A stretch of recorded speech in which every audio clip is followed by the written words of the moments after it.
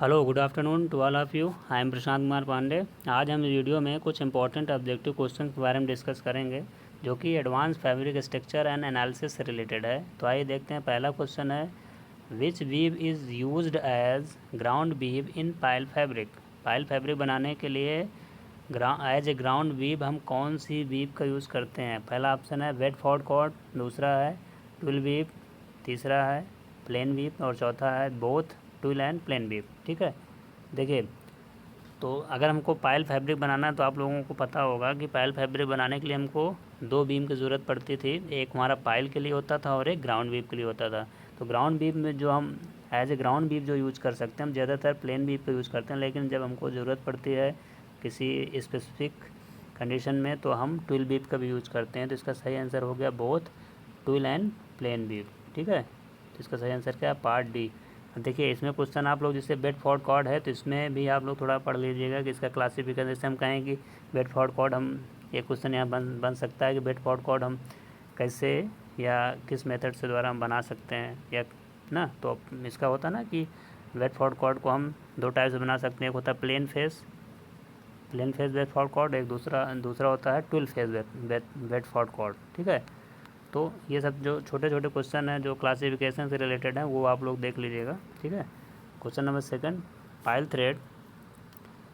Threads are generally inserted in which manner. देखिए, आप लोगों ने ग्राफ पेपर पे टेरी बीप की डिज़ाइन बनाई होगी तो उसमें आप लोगों ने देखा होगा कि जो पाइल थ्रेड है उसको हम अल्टरनेटली हम इंसर्ट करते हैं, अल्टरनेटिव मेथड मैनर से हम इंसर्ट करते हैं। आप लोगों ने देखा होगा कि पहले हम क्या करते हैं, ग्राफ पेपर पे ड्रॉ करने डिज़ाइन बनाने से पहले हम लोग उसमें सीक्वेंस लिखते हैं ना।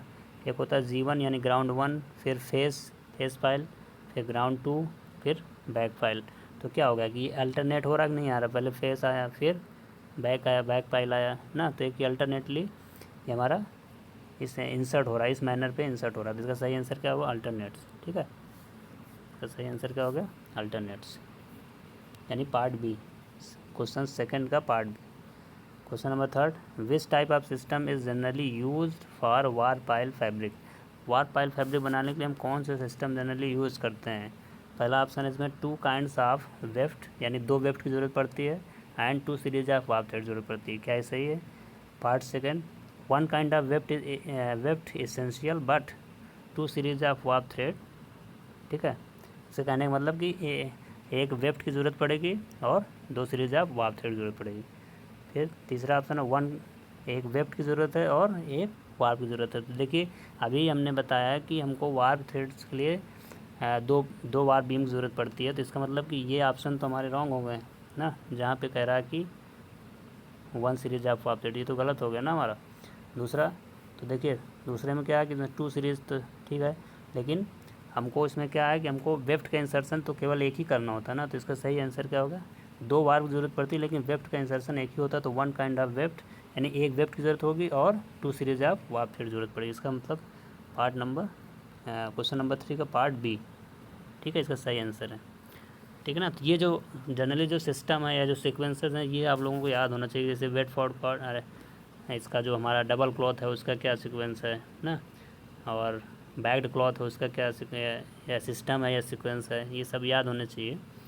ठीक है, तो फ़िलहाल हम अगर टेरी टॉवल की बात करें तो एक हमें वेफ्ट की ज़रूरत पड़ेगी और two series of warp thread की ज़रूरत पड़ेगी। ठीक है, अगर वार्प पाइल की बात कर रहे हैं तो।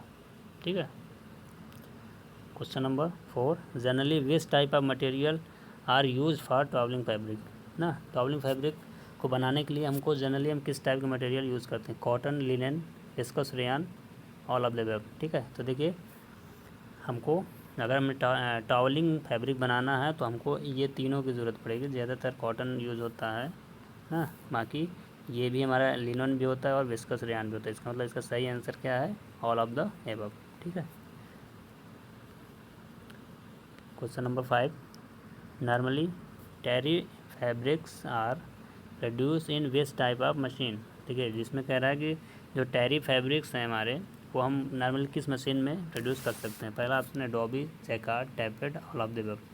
देखिए, तो इसमें हम अगर नॉर्मली बात करें तो हम इन तीनों में टेरी टॉवल को बना सकते हो। डिपेंड करता है कि हमारी डिज़ाइन कैसी ना। ज़्यादा छोटी डिज़ाइन होगी तो टैपेड में बनाएंगे, उससे बड़ी होगी तो डॉबी में, नहीं तो फिर जैकार्ड में।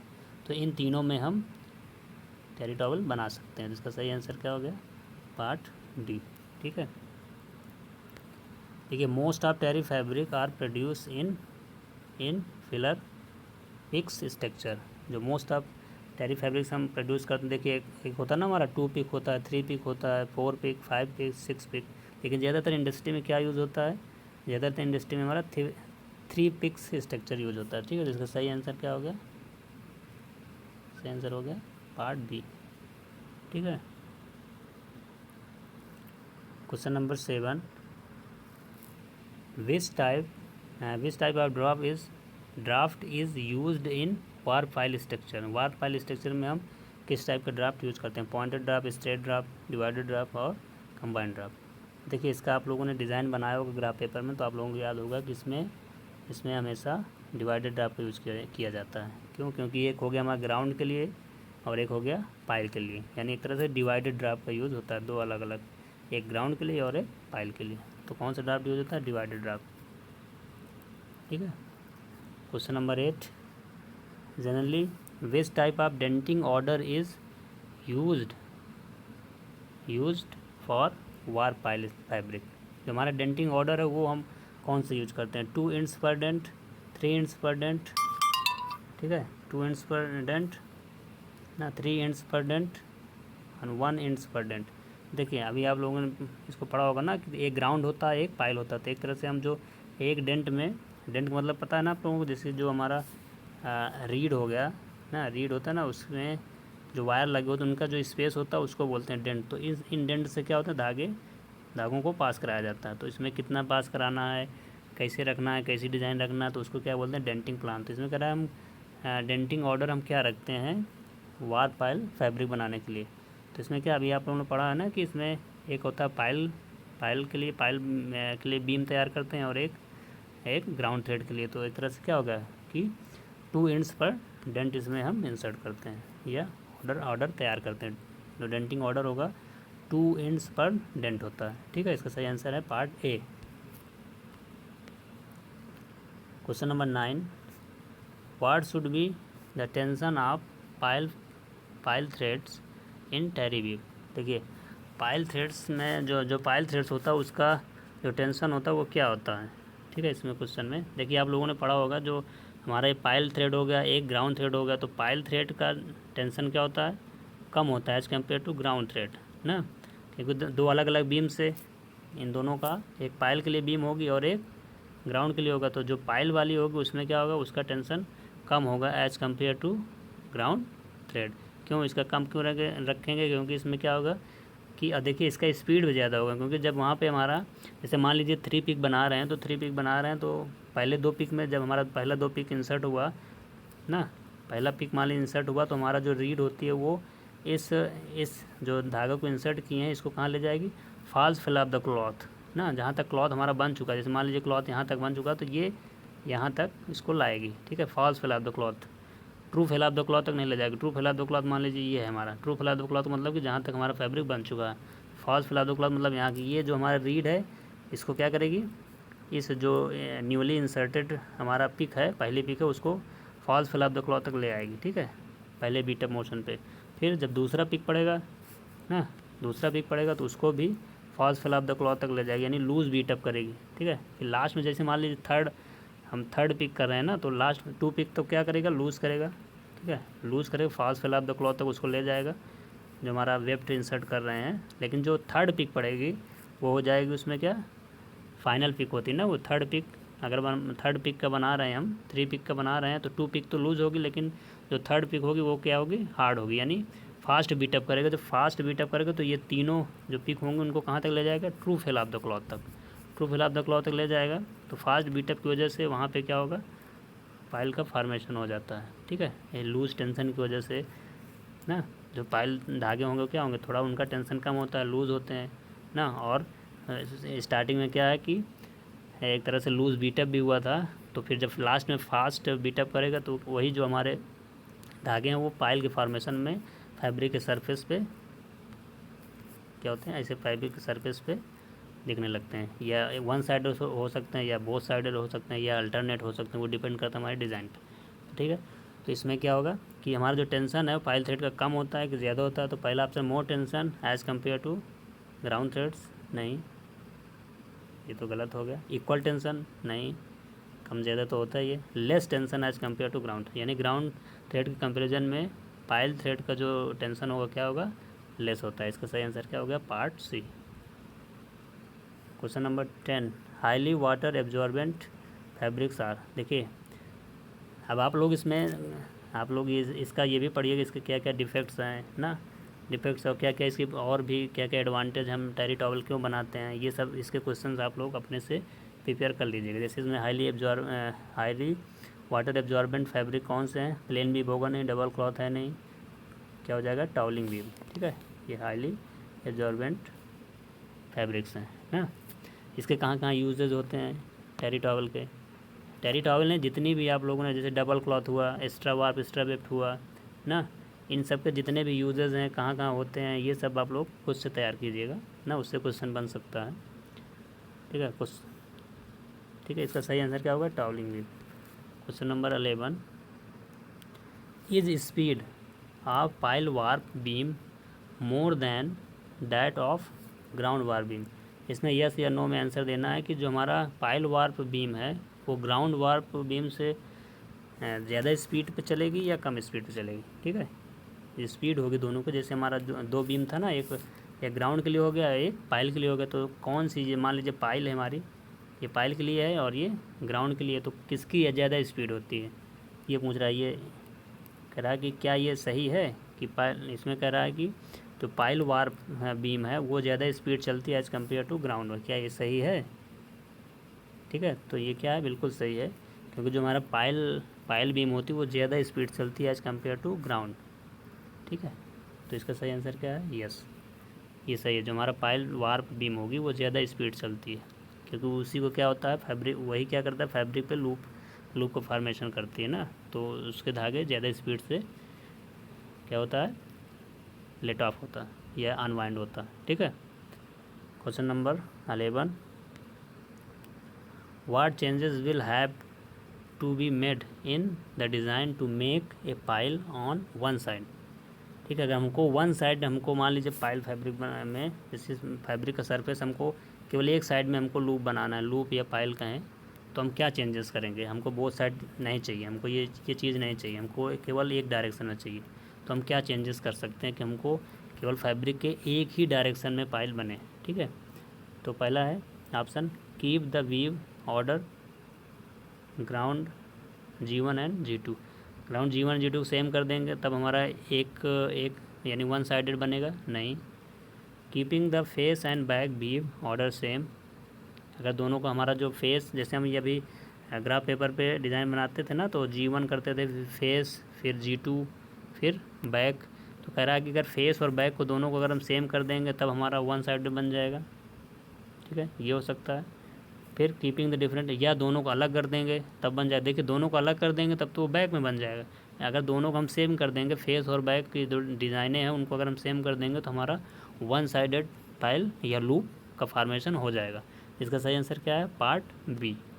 ठीक है, इसका पार्ट बी है कि अगर हम दोनों का हमारा फेस और बैक वी का जो ऑर्डर है उसको अगर हम सेम कर देंगे तो हमारा केवल वन साइडेड लूप का फॉर्मेशन होगा। ठीक है, इसका सही आंसर क्या, part B. Question number 13, what are the defect in terry fabric. देखिए, pile missing, uneven dyeing, thin और थिक फिलिंग पिक्स। ठीक है, ऑल ऑफ द अबव। देखिए इसके सब इशारे क्या हैं, ये सभी क्या हैं इसके डिफेक्ट्स हैं, तो इसका सही आंसर क्या हो जाएगा, all of the above. Pile missing हो गया, अनइवन डाइंग हो गया, थिन और थिक फिलिंग पिक्स हो गई, तो ये क्या है, इसके सभी क्या है, डिफेक्ट्स हैं। इसी तरह आप लोग और इसमें भी आप लोग देखिएगा क्या क्या डिफेक्ट्स हो सकते हैं ना, तो इससे क्वेश्चन बन सकता है। इसका सही आंसर क्या है, all of the above. Question number 14, which pattern has more changes of terry ornamentation. कौन से पैटर्न में हम ज़्यादा चेंजेस कर सकते हैं फॉर ऑर्नामेंटेशन। ठीक है, ऑर्नामेंटेशन के लिए हम किस में ज़्यादा चेंजेस कर सकते हैं। पहला ऑप्शन है सिंगल साइडेड पाइल, दूसरा है both sided pile, alternate sided pile, none of these. ठीक है, देखिए सिंगल साइडेड में तो ज़्यादा हम ऑर्नामेंटेशन नहीं कर सकते हैं, क्योंकि उसमें क्या है कि केवल सिंगल साइडेड में ऐसे लूप का फॉर्मेशन होता है। लेकिन अब सिंगल साइडेड में आप कलर चेंज करेंगे तो एक कर दिए, फिर कर दिए ऐसे, यहाँ दूसरा कलर कर दिए, इतने में दूसरा कर दिए हैं, फिर इधर तो ये जो है वही कर दिए हैं, फिर यहाँ पे कुछ और कर दिए हैं ना। केवल इतना ही हम कर सकते हैं, इतनी पॉसिबिलिटी। लेकिन अगर हमारी मान लीजिए कि बोथ साइडेड है, ठीक है, बोथ साइडेड है, तो हम एक पहला हम ये कर दिए, दूसरा ये कर दिए, तीसरा ये कलर कर दिए। लेकिन अब देखिए हम नीचे भी तो इसमें जब बोथ साइडेड है तो नीचे भी तो हो जाएगा ना, या नीचे ये ऐसे कर दिए, ठीक है, फिर और कोई कलर ऐसे कर दिए, फिर ना, इसका मतलब इसमें ऑप्शन हमारे ज़्यादा हैं। देखिए कई डिफरेंट इसमें ऑर्नामेंटेशन हम कर दिए, तो इसका मतलब सही इसका आंसर क्या है, बोथ साइडेड फाइल में हम ज़्यादा हमारे पास चांसेस हैं ऑर्नामेंटेशन करने के, ठीक है। इसका सही आंसर क्या है, बोथ साइडेड फाइल।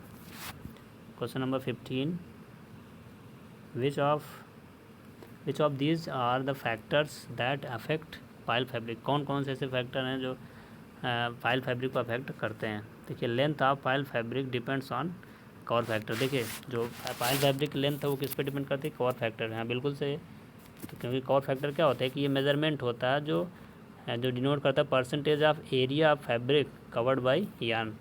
जो यार्न के द्वारा फैब्रिक का जो कितना परसेंट उसमें कवर किया गया उसको बोलते हैं कवर फैक्टर ना। तो ये इस पर डिपेंड करता है। हाँ ठीक है, उसकी लेंथ जो कवर फैक्टर डिपेंड करेगी कि कितना हमारा यार्न उसमें फैब्रिक को कवर किया है, उसमें परसेंटेज कितना है ना। तो एक तरह से हम कवर फैक्टर कह सकते हैं कि एक ही मेजरमेंट होता है percentage of area of fabric covered by yarn के द्वारा ना, कितना एरिया कवर किया गया है फैब्रिक में, ठीक है, तो वो कवर फैक्टर होता है। फिर density of pile fabric depend on thickness of weft, ठीक है, जो हमारी डेंसिटी है वो किस पे डिपेंड करेगी कि हमारा वेफ्ट का इंसर्शन हम कितना थिकनेस उसमें या कितना थिन या थिक हम वेफ्ट धागों का यूज़ कर रहे हैं, तो ठीक है, उस पर भी इसका फैक्टर डिपेंड करेगा, यानी दोनों ये करेगा, ठीक है। फिर क्या, fastness of pile fabric depend on beam of pile, यानी जो हमारी फास्टनेस है वो किस पे डिपेंड करेगी, पाइल की जो भी वीप होगी उस पर डिपेंड करेगी हमारा कि किस में सबसे अच्छा हमारी वीप दिखेगी, वो तो वीप पे डिपेंड करेगी ना। जो हमारी पाइल फैब्रिक है वो पे हम कौन सी वीप उसमें यूज़ कर रहे हैं, जितनी अच्छी वीप होगी उतना अच्छा वो दिखेगा ना। तो इसका मतलब ये भी इसका फैक्टर है। Density of pile fabric depends on number of cuts and interlacement, ठीक है, डेंसिटी है पाइल फैब्रिक को किस पे डिपेंड करेगी, उसके कट्स और इंटरलेसमेंट पे भी डिपेंड करेगी ना डेंसिटी। इसका मतलब ये भी है, तो इसका सही आंसर क्या है, ऑल ऑफ द एबव, यानी जो इसके फैक्टर हैं इफेक्ट करेंगे पाइल फैब्रिक को, ये सभी हैं, ठीक है। क्वेश्चन नंबर 16, देखिए क्वेश्चन नंबर 16 ये आप लोगों के लिए, what are the uses of warp pile fabric, ठीक है, ये आप लोगों को कमेंट करके बताना है। बाकी अगर किसी ऑप्शन में किसी को कोई भी प्रॉब्लम है तो वो कमेंट के माध्यम से पूछ सकता है, ठीक है। बाकी ये लास्ट क्वेश्चन नंबर 16 के सभी को कमेंट के माध्यम से आंसर करना है, ठीक है। Okay, thank you.